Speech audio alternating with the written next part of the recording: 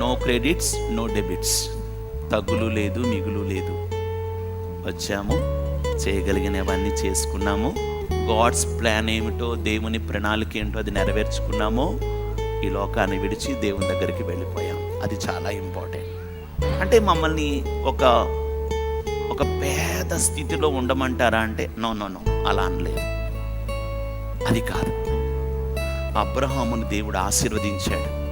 యోబు ఊజు దేశములో యోబంత కోటీశ్వరుడు లేడంట, అంతగా బ్లెస్ చేశాడు దేవుడు. ఊజు దేశములో యోబంత సంపన్నుడు లేడు. ఆ రోజుల్లో అతను ఒక మల్టీ బిలియనీర్. కానీ వాళ్ళ జీవితాల్లో వాళ్ళు ఏమి గడించినా, ఏం సంపాదించినా, వాళ్ళ జీవితాల్లో వాళ్ళు ఏది సమకూర్చుకున్నా, వాళ్ళ మనసు మాత్రం, వాళ్ళ ధ్యానం మాత్రం దేవుని మీదే ఉంది.